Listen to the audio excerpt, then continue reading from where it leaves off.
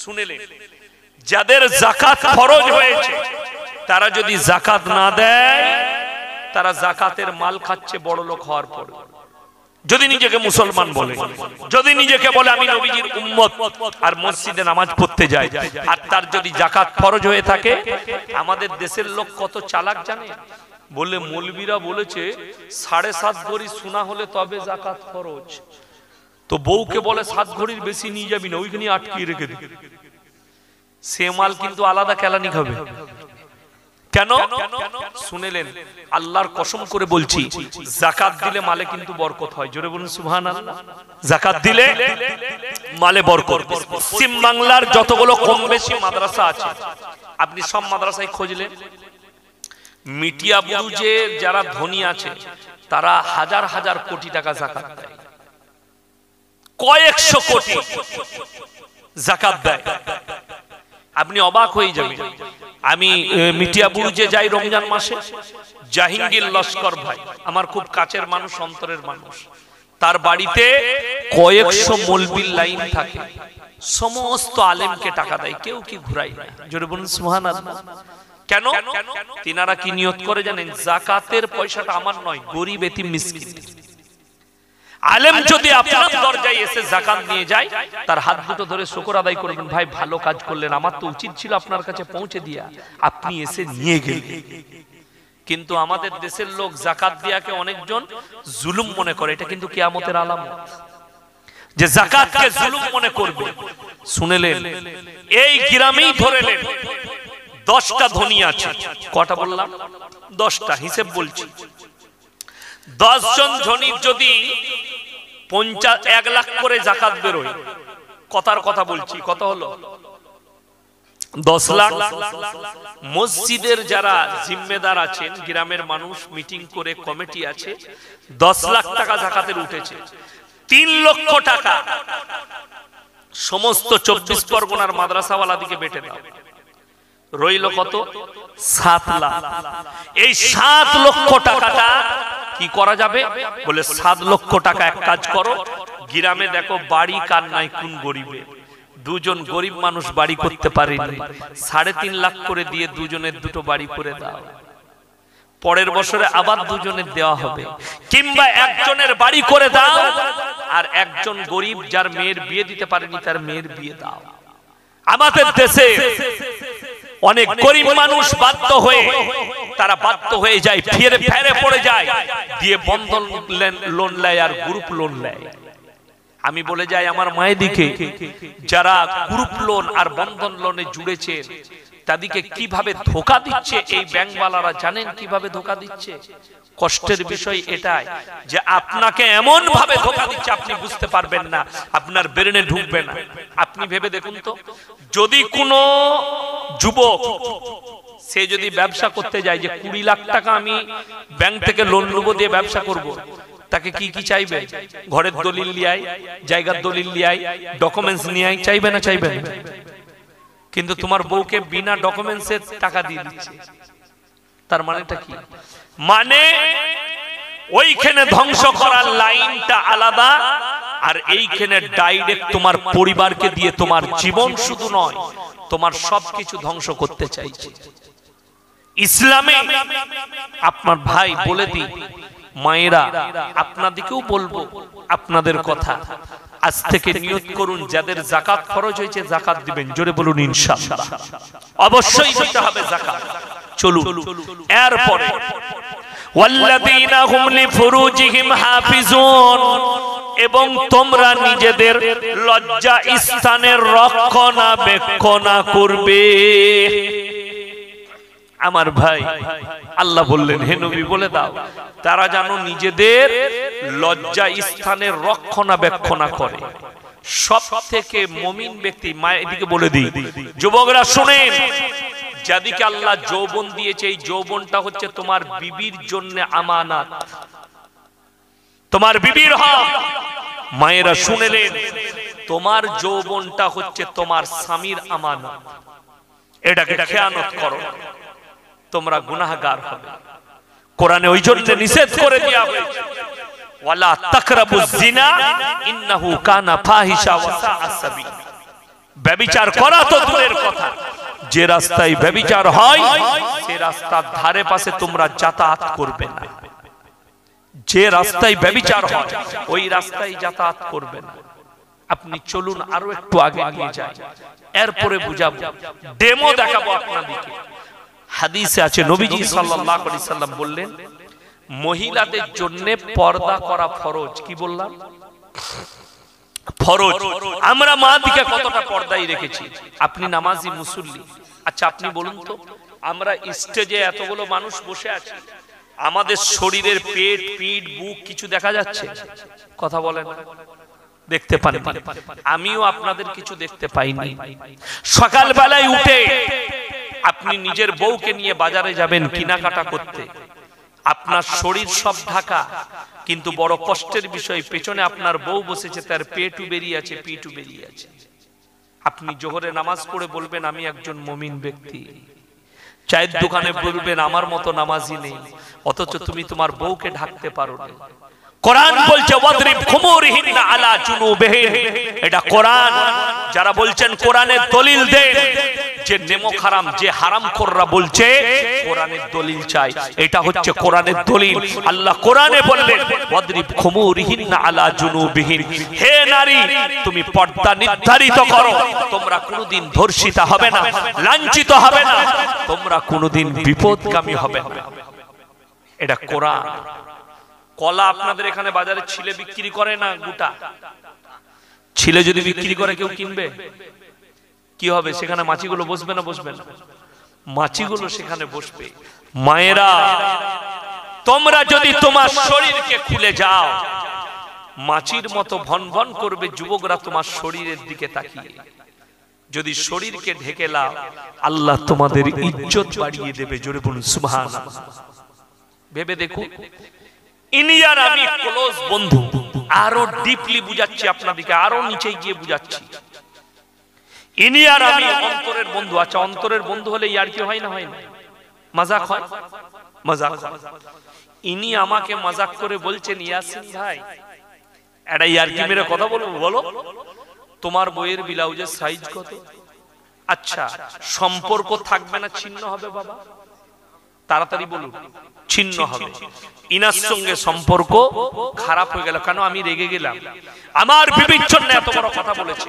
আমার মুসলমান ভাই, তোমার বন্ধু খালি বলেছে তোমার বইয়ের ব্লাউজের সাইজ কত, তুমি সম্পর্ক ছিন্ন করলে।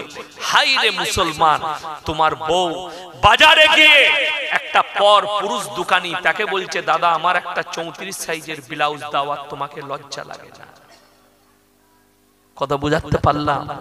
এটাই কষ্টের বিষয়। আমি আগস্ট মাস থেকে জলসা শুরু করেছি, সেপ্টেম্বরের 15 থেকে আজ পর্যন্ত একটা দিনও খালি নেই। তার মানে কি আমার বিবি নাংটা থাকে? এসে আমার বাড়িতে আপনার বিবিকে নিয়ে আসুন, আমার মালসায় আপনি থাকবেন, আপনার বিবি আমার ঘরে থাকবে। আমি বিবির প্রত্যেকটা প্রয়োজন মিটিয়ে দিই। আমাদের বউকে বাজারে যেতে হয় না। কষ্টের বিষয়, হারামখোর 3 ঘন্টা চায়ের দোকানে আড্ডা মারে, বইয়ের প্রয়োজনের জিনিস এনে দিতে পারে না, বউকে বলে তুই বাজারে গিয়ে কিনে নে। অথচ তুমি নিজেকে মুমিন বলে দাবি করো। তুমি নামাজ পড়ে বলো আমার মতো মুমিন নেই, জুম্মার দিনে গিয়ে মাথা ঠুকো আর বিবিকে বাজারে ঠেলে দাও আর নিজেকে মুমিন বলছো। শুনেলেন হাদিসে আছে ওই স্বামীরা, ওই বাবারা, ওই ভাইরা জাহান্নামে যাবে যারা নিজেদের বিবিকে পর্দায় রাখতে পারেনি, শালীন পোশাক পরাতে পারেনি, যারা দিনদার করতে পারেনি, দিনের দাওয়াত দিতে পারেনি, সেই বাবারা জাহান্নামে যাবে। ওই ভাই জাহান্নামে যাবে, সেদিনে পাকড়াও হবে যে ভাই নিজের বোনকে পর্দা দিতে পারেনি, নিজের বোনকে ইসলাম বুঝাতে পারেনি। ওই বেটা সেই দিনে জাহান্নামে যাবে যে যার মাকে পর্দা শেখাতে পারবে না। কষ্টের বিষয়। এটাও বলে দিচ্ছি, আমাদের মায়েদের শরীর খারাপ হয়, হয় না? হয় না? শরীর খারাপ হয় না? এটা তাদের একটা আল্লাহ গুণ দিয়েছে, শরীর খারাপ হয়, বড় কষ্ট লাগে। সেই শরীর খারাপের যে একটা মেয়েরা কাপড় নাই, সেটা এখন দোকানে পাওয়া যায়, কিছু কিছু দোকানে, যেটার নাম প্যাড দিয়েছে, সেটাও আপনার স্ত্রী কিনতে যায়, আপনার কেনার ক্ষমতা নাই। কত বড় কষ্টের বিষয়, অথচ তোমার বন্ধু ইয়ারকি মারলে তোমার গায়ে লাগে। তুমি একবার ভেবে দেখো কথাটা উল্টিয়ে, তোমার বউ একজন পরপুরুষকে গিয়ে বলবে আমার 40 সাইজের বিড়া দাও, আমার 40 সাইজের ব্লাউজ দাও, আমার একটা প্যান্টি দাও। তোমার কষ্ট হয় না, বুকে লাগে না? আমি এই জন্য বুক ফুলিয়ে বলছি, আমার থানার নাম বলছি, আমার জেলার নাম বর্ধমান। যেমন আপনারা মোবাইলে আমাকে দেখেছেন, অনেক দেখেছেন না দেখেননি, সবাই আমাকে মোবাইলেই দেখে চিনেছে। আমার পরিচয় না হলে ঘটতো না। আমার ভাই, আমার বর্তমান টাউনে এমন কোন দোকানি লোক নেই যে আমাকে চিনে না। একজন যদি বলে দেয় ইয়াসিন সাহেবের স্ত্রী বোরকা পরে পর্দার সহিত একটা রুমাল কিনেছে, আমি তার জুতোর মালা পরবো ক্যামেরা চালিয়ে 24 পরগনায় এসে। আমার বিবিকে বাজারে যেতে হয় না, আমি এখান থেকে জলসা করে ঢুকি ফজরের পরে, আগে ক্লাসে যাওয়ার আগে আমার বিবির প্রয়োজনের মালগুলো বাজার থেকে এনে দিয়ে তারপরে ক্লাসে বসি। কোন ছাত্রকে দিয়েও বাজার করাই না, আমি নিজে যাই, আমার স্ত্রীর কি প্রয়োজন পড়বে। অথচ তোমরা পারো না, একটা মৌলবি পারে তার বইয়ের প্রয়োজনের জিনিস মেটাতে, আর তুমি নিজেকে মুমিন বলে দাবি করো, স্ত্রীকে পর্দায় রাখতে পারো না। তুমি কি করে জান্নাতে যাবে? তুমি কি করে মুমিনের দাবি করছো? চলুন, ওই জন্য আজকে পরকীয়ায় জড়িয়ে যাচ্ছে। হে আমার যুবকরা, তোমার বন্ধুত্বটা শেষ করো চায়ের দোকানে, তোমার বন্ধুত্ব শেষ করো কোথায়? খেলার মাঠে বন্ধুত্ব শেষ করো তোমার আড্ডাখানায়। বন্ধুত্ব যদি বাড়ির বিছানা পর্যন্ত যায়, তোমার বিবির কাছ পর্যন্ত, সেই স্ত্রী পরকীয়ায় জড়াবে তাড়াতাড়ি। এটা ইসলাম শোনাচ্ছে, আমি গল্প করিনি। আমার ভাই, কোরআনে আছে তোমরা সালামকে আম করো, বাড়িতে পর্দা নিয়ে এসো। আমি আপনার কথা বলবো না, পশ্চিম বাংলায় যদি 3 কোটি মুসলমান থাকে, 2.5 কোটি মুসলমানের ঘরে পর্দা নাই। কি পর্দা? বাড়ির দরজা খোলা আছে, হাউসফুল, ভাবি কোথায় আছো বলে ঢুকে পড়ল। ঠিক বললাম না ভুল বললাম? দরজায় লিখবেন, যদি আপনাদের মনে হয় এখানে যতগুলো মানুষ আছেন যে কলমে কম পড়ছে, আমার কলম কেনার পয়সা নাই, এই শওকতের বেটা মৌলবি ইয়াসিনকে বলবেন আমি 2 টাকার কলম কিনে দেব।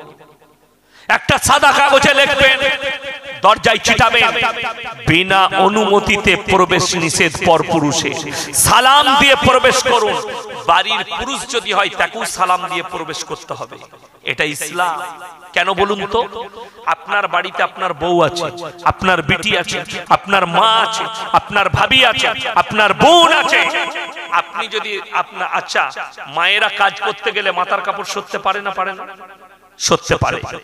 তাদের গায়ের কাপড় সরে যেতে পারে কোনো কাজ করছে, কিন্তু শুনেলেন আপনি যদি দরজায় আসেন, যদি বলেন আসসালামু আলাইকুম, ঘরেরই মানুষ, 1 নম্বর হচ্ছে সালামকে আম করা হবে। সালাম দেওয়া সুন্নত, নবীজি সুন্নত পালন করলেন। তারা উত্তর দিলে উত্তর দেওয়া ওয়াজিব, এবং তাদের শরীরের কাপড় সরে গেলে তারা বুঝতে পারবে ছেলে আসছে, সঙ্গে সঙ্গে গায়ে ঢাকা নেবে,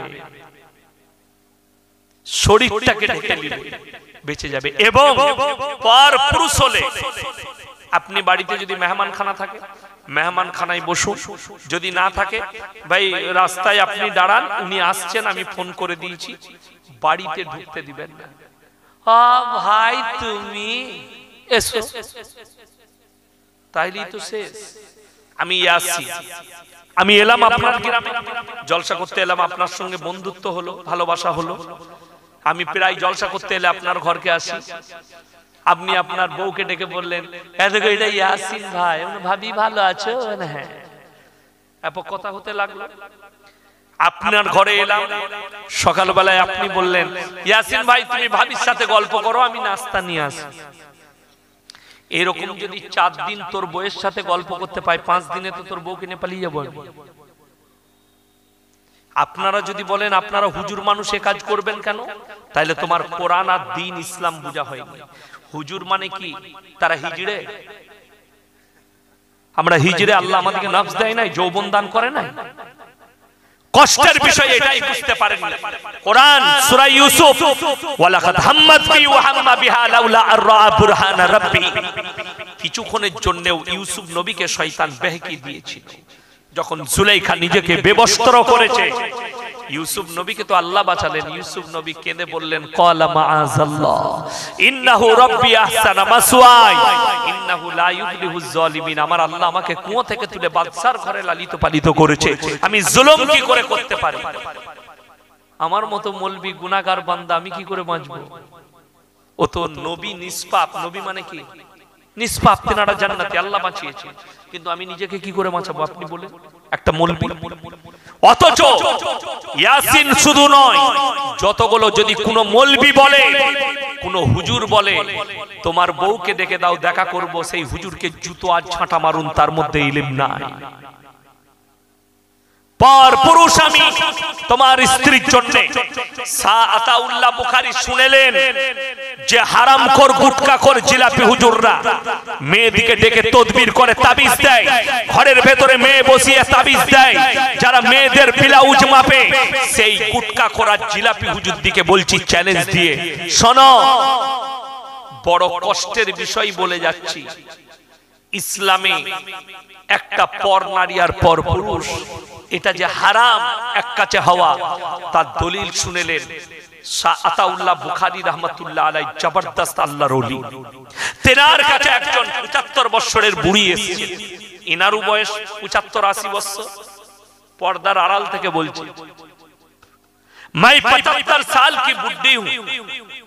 আচ্ছা, 75 বছরের বুড়ি মানে কি? বুড়ি, ঠিক কি না? কথা বলে বুড়ি। তিনি পর্দার আড়াল থেকে বলছেন, मैं 75 साल की बुढ़ी हूं, मैं आपके सामने आना चाहती हूं। उत्तर दिलेन, ए 75 साल की बुढ़ी और मैं 75 साल का बुढ़ा हूं, लेकिन जवानी कभी बुढ़ा पर नहीं आती।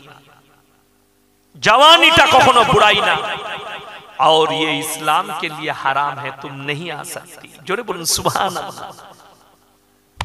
আর আমার মতো মলবি আমি বলছি, আমি হুজুর হইছি, তোর বউকে ডেকে দে, মুলাকাত করব, গল্প করব, তোমার ইসলাম বুঝা আসে। সেই মলবির মধ্যে ইলম নেই, তারবিয়ত নেই, এটা লেখে নিয়ে যান। আমাদের বীরভূমে, আমার বাড়ির পাশেই, বীরভূম ডিস্ট্রিক্ট, বর্ধমানের পাশে এক হারামখোর মাদ্রাসার কোন দেখেন, পীর সেজে বসে আছে, মেয়েদিকে কামরায় ঢুকিয়ে তাদের এলাজ করে, তদবির করে। তদবির শুনেলেন? আপনাদেরকে আমি চ্যালেঞ্জ দিয়ে বলে গেলাম, 100টা তাবিজওয়ালার মধ্যে 99 জন মিথ্যাবাদী। 100টা তাবিজওয়ালার মধ্যে 99 জন মিথ্যা কথা বলে। কি মিথ্যা? মিথ্যাটা শুনেলেন? আপনি যদি বলেন আমাকে খুব ভয় লাগে, বলবে তোকে জেন ধরেছে, শালা ওই জানে জেনটা কোথায় পেলে। আমার তো বুঝে আসে না, কলকাতা ল্যাবরেটরিতে রক্ত দিয়ে রোগ ধরা পড়ছে না, এই হারামখোর হুজুর গুটখাখোর জামা মেপে রোগ বলে দিচ্ছে। জামাটা মেপে বাস, মিনার বাবা তোমার। আপনাদেরকে একটা আমি তথ্য দিয়ে যাই, রাত এখানে রেল স্টেশন কি আছে কাছে? মোসলামপুর। ওইখানে যদি রাত দুটোই নামেন শেষ ট্রেনে, আর যদি পায়ে একা হেঁটে আসেন, দেখবেন নিরালাই যখন হাঁটবেন রাত্রিতে, পায়ের চপ্পলের আওয়াজে মনে হয় পেছনে আর একজন হেঁটে আসছে, মনে হয় না? হয় না? এরপর যে দুর্বল হবে, সে সকালবেলায় ওই গুটখাখোরের কাছে হাজির, হুজুরের কাছে, বিরাট ব্যাপার তো, তোমাকে জেনে 6টা মেরে যাবে। জেনের কাছে আয়না আছে যে 6টা মেরেছে? মিথ্যাবাদী, ধোঁকাবাজ, প্রতারক ইসলামে নেই। কলকাতায় রবিবার পেপার খুলবেন, আনন্দবাজার, হারামখোররা রবিবার অ্যাড দিয়েছে, কলকাতার অমুক বাবা একটাই তাবিজে প্রেমের ব্যর্থতা থেকে সফলতা পান, বউ পালিয়ে গেলে 72 ঘন্টায় এনে দেওয়া হয়। আমি তো বলেছি, আল্লাহ এদের কি দরকার? মোদিজি এদিকে খুঁজছে কেন? নীরব মোদি কয়েক হাজার কোটি টাকা নিয়ে পালিয়ে গেছে, বিজয় মালিয়া পালিয়ে গেছে, তো এই হারামখোরকে নিয়ে যা তো 72 ঘন্টার মধ্যে এনে। কথাটা বুঝতে পারেন? ধোঁকাবাজ, প্রতারক, মিথ্যাবাদী। ইসলামে ধোঁকা, প্রতারণা, প্রবঞ্চনা না। যারা হাত দেখায় তাদের ইস্তেগফার পড়ে কলমা পড়তে হবে, ঈমান চলে যাবে তাদের। যারা গণকবরকে হাত দেখাবে তারা বিপদে পড়ে যাবে। আপনার নামাজ নাই, রোজা নাই, আপনি বলছেন আমার ঘরে বালা মুসিবত এসেছে, খুব ভালো করে বুঝবেন। আপনার বাজারের দোকানে আপনি প্রত্যেক দিন 50,000 টাকা দোকানে রোজগার করেন, ভালো করে বুঝবেন। আর আমার বেতন আপনার মসজিদে ইমামতি করি 6,000 টাকা, তো ইনকামটা কার বেশি? কথা বলেন না। যে ব্যবসা করছে তার 50টা বেশি, আমি 6,000 মাসে পাই, আর সে দিনে কত 50 ইনকাম করে। সে এসে আমাকে বলছে হুজুর কদিন থেকে আমার বেশ 50 পেরুচ্ছে না, ওই 40-35-এ থাকছে, তো একটা তাবিজ দেন যেন বরকত হয়। তো আমার তাবিজে যদি তোর 1 লাখ টাকা ইনকাম হয়, তবে বরকতটা তো আগে আমি লুবো। কথাটা বুঝতে পারেননি? তো আমি কেন 6,000 পাচ্ছি? তো আমার 6,000 টাকা তো 12,000 আমি করব। কষ্টের বিষয় এটাই আপনার বুঝে আসেনি। যদি বলেন হুজুর বালা মুসিবত কি করে দূর হবে, বরকত কি করে আসবে, সলিউশনটা দেন। কোরআন দিয়েছে, জোরে বলুন সুবহানাল্লাহ। আপনি মুমিন হন, কোরআনে আমার আল্লাহ বললেন ওয়ালা নাবলুওয়ান্নাকুম বিশাইইম মিনাল খাউফ ওয়াল জুই ওয়া নাকসিম মিনাল আমওয়ালি ওয়াল আনফুসি ওয়াত তামারাত ওয়া বাশশিরিস সাবিরিন। হে আমার নবী বলে দাও, আমি আল্লাহ বান্দাকে পরীক্ষা করার জন্য কখনো তাদের জানের ক্ষতি করি, কখনো মালের, কখনো ব্যবসার, কখনো খেতিবাড়ি, আর আমি খালি লক্ষ্য করি ওয়াবাশশিরিস সাবিরিন, কোন আমার বান্দা সবর করেছে। যারা সবর করে আমি আল্লাহ তাদের পাশে থাকি। জোরে বলুন সুবহানাল্লাহ। আপনি অনুভব করতে পারবেন না, সাহাবীদের কাছে একবেলা যদি খাবার থাকতো আর এক বেলায় যদি খাবার না থাকতো, আল্লাহকে কেঁদে কেঁদে বলতো আল্লাহ তুমি আমাকে রুজি দাও। আল্লাহকে মনে থাকবে। আজকে যে মুসলমান আপনি পরীক্ষা করবেন, বেশিরভাগ মুসলমানদের আল্লাহ যখন সুখ দিয়ে দেয় হারাম করে আল্লাহকে ভুলে যায়, আর নামাজও পড়ে না, দিনদারও না। আমি ওই জন্য বলেছি একটা জলসায় মুসলমান নেতা হও, মন্ত্রী হও, এমএলএ হও, এমপি হও, কিন্তু আল্লাহকে ভুলো না। আমাদের দেশের ছেলেদের একটা রোগ আছে, যদি এলাকার সভাপতি হয়ে যায় তারা সালাম দেওয়া যায় না। সে আর মৌলবীদিকে দেখলে সালাম দেয় না। ঠিক বললাম না ভুল বললাম? কষ্টের বিষয় এটা। তুমি কত বড় নেতা হয়েছো, ফিরাউনের থেকেও বড়। ফিরাউনের নিচুড়ে আল্লাহ রস বার করে দিয়েছে। তুমি নিজেকে মনে করো আমার থেকে বড় কেউ নেই। শুনে নেন, আমাদের জাস্টিস গাঙ্গুলি, আমাদের হাইকোর্টের জজ, তাকে আমি স্যালুট জানিয়েছি। কেন? তিনি কয়েক হাজার চাকরি বাতিল করেছে। অনেক মুসলমান মনে করছে এতে মুসলিমের ক্ষতি হয়েছে, সমাজের ক্ষতি হয়েছে। কার ক্ষতি হয়েছে জানি না, তিনি যেটা করেছেন হক কাজ করেছেন। আপনারা বলুন, ঘুষ দেওয়া এবং নেওয়া দুটোই জায়েজ তো নাকি? কি হারাম? ঘুষ খাওয়াটাও হারাম, ঘুষ দেওয়াটাও হারাম। তো যে মুসলিম মাস্টাররা ঘুষ দিয়ে চাকরি নিল, তাদের ইনকামটা কি করে হালাল হতে পারে? সে মাল আবার ওই ঘুষ দিয়ে চাকরি নিয়ে আবার হজ করতে যাচ্ছে, হজ করে এসে আবার ইমামের ভুল ধরে, তো সে ঝাঁটা খাবে না তো আমরা খাবো? ফতোয়া দেওয়াটা বড় জিনিস, আমল করাটা বড় কঠিন, অত সহজ নয়। যারা ঘুষ দিয়ে চাকরি নিয়েছে, আমি বুক ফুলিয়ে বাইক ক্যামেরা বলে যাচ্ছি, তারা হারাম ইনকাম করছে। কেন? ওই চাকরিটার প্রাপ্য অন্য একজন ছিল, তুমি তার কাছ থেকে ঘুষ দিয়ে কেড়ে নিয়েছো। আর আল্লাহর কাছে কঠিন হিসেব হবে, হকের হিসাব। তুমি লোকের হক মেরেছো। হক মারাটা 1 নম্বর পাপ করেছেন। দ্বিতীয় নম্বর বড় পাপ, সেটা হচ্ছে ঘুষ দিয়ে চাকরি নিয়েছো।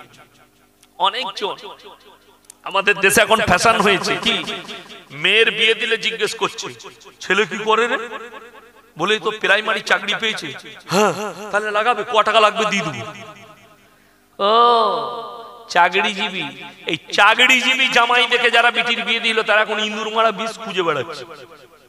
খা, আরে ডিভোর্স হয়ে গেল কতজনা। আমাদের মুসলিমদেরও হয়েছে আর হিন্দু ভাইদেরও হয়েছে, চাকরি চলে যাওয়ার কারণে ডিভোর্স। অনেকজন অভিজিৎ গঙ্গোপাধ্যায়কে গালি দিচ্ছে, আমি বলবো তিনি হক কাজ করেছে।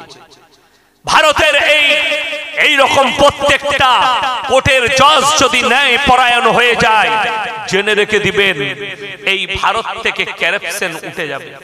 আজকে বড় কষ্ট লাগে, আমি রাগ করবেন না, বিদ্যাসাগর সেতুটা আমাদের চোখের সামনে তৈরি হয়েছে। আমি যদিও আমার মনে নাই কত বছর হবে, 30-35 বছর, আমার বয়স হচ্ছে 37, 35 বছর হয়েছে।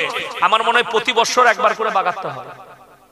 আমি এখনো দেখলাম এই কদিন আগে রোড ব্লক করে দিয়েছে। এমন কি হচ্ছে, আমি চাপবো বিদ্যাসাগর সেতুতে, বললে অন্য হাওড়া ব্রিজ হয়ে ঘুরে যাও। কি হচ্ছে বলে কাজ হচ্ছে। এমন তোদের কাজ জীবনে শেষ হবে না, রোজ কাজ। আর আপনারা বলুন, হাওড়া ব্রিজটা শুনেছেন আজকে ব্লক করে দিয়েছে দিয়ে কাজ হচ্ছে না। ইংরেজরা তৈরি করেছে, একটা কোন খেসে পড়েনি, এখন একটা নাট লড়েনি। ভেদিয়ার ব্রিজ বর্ধমান থেকে লুপ লাইনে যেটা আসাম যাচ্ছে, শিয়ালদা থেকে বর্ধমান হয়ে আসাম, সেই রুটের মধ্যে অজয় নদীর ওপর একটা ব্রিজ আছে, ভেদিয়ার ব্রিজ, রেল ব্রিজ, ইটের তৈরি। এখনো একটা ইটের কোন খসে পড়ে না। কেন? তাদের মধ্যে কারাপশন ছিল না। যারাই ঘুষ খেত 2 নম্বরই করত, ফাঁসি দিয়ে দিত, না হলে মুন্ডু ছেদ করে দিত। কষ্ট এটা। ওই জন্য ইসলামে হারাম হালালটা বুঝা হচ্ছে আপনারা। ইসলাম অত সহজ নয়, আল্লাহর কাছে কঠিন হিসেব হবে, হকের হিসেব। যারা এখানে যুবক বসে আছে শুনেলেন, অনেকজন মনে মনে করেন বাবা মায়ের সঙ্গে সবাই কিন্তু বাবা ভালো ব্যবহার করবেন, জোরে বলুন ইনশাআল্লাহ। বাবা মা বহুত বড় সম্পদ, যাদের নেই তারাও শুনে যান। অনেকজন মনে করে বাপ মরে যাওয়ার পরে বাপের খিদমত কি করে করব। বাপের কবর জিয়ারত করো না, খিদমত হবে, জোরে বলুন সুবহানাল্লাহ। বাপের জন্য দান করো না, বড় খিদমত, দানটাও খিদমত। বাপ মরে যাওয়ার পরে সাদকায়ে জারিয়া করো, বড় খিদমত। আগে চলুন। বাবা মা যাদের বেঁচে আছে কি সুলুক করবেন, আমি আমার যুক্তিতে বলবো না, কোরআন বলছে ইম্মা ইয়াবলুগান্না ইনদাকাল কিবার আহাদুহুমা আও কিলাহুমা ফালা তাকুল্লাহুমা উফফিউ ওয়ালা তানহারহুমা ওয়া কুল্লাহুমা কাওলান কারীমা। তোমাদের মা বাবা যখন বৃদ্ধকালে বৃদ্ধাক্যে পৌঁছে যাবে, এমন করে খিদমত করবে যেমন তোমাদের শিশুতে লালিত পালিত করেছে। তাদের খিদমত করার জন্য শব্দটুকু ব্যবহার করো না। আর তাদের সামনে তোমরা উঁচু আওয়াজে কথা বলো না, উঁচু আওয়াজ করে।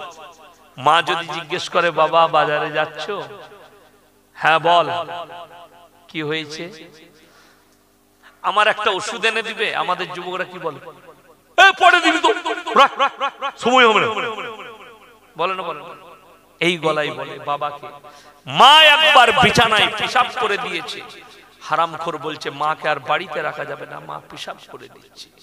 বাপ বিছানায় পায়খানা করেছে, তুমি বলছো এই বুড়োটাকে নিয়ে চলে গেলাম। তুই যদি কাবা ঘরে ফাঁস কাতারে নামাজ পড়িস আর বাবা মায়ের সঙ্গে অপব্যবহার করে, বেরুবার রাস্তা খুঁজে পাবে না। লিখে দে। আমার আল্লাহ রাব্বুল আলামিন তাদের দিকে রহমের চোখে তাকাবেন না যারা নিজেদের মা বাবার সঙ্গে খারাপ ব্যবহার করে। আজকে 5টা বেটা পেলেছে, অথচ কষ্ট লাগে। 5 বেটা ঝগড়া করে, মাকে কে ভাত দিবি বল, 1 মাস করে পালা করে। বাপকে কে ভাত দিবি বল, পালা কর 1 মাস করে। তোদের লজ্জা শরম আছে? আর নামাজ পড়ে বলিস আমার মতো মুমিন হবে না, আবে ঝাঁটা খাবিবে কবরে। কি করে মুমিন বলে প্রকাশ করিস লোকের কাছে?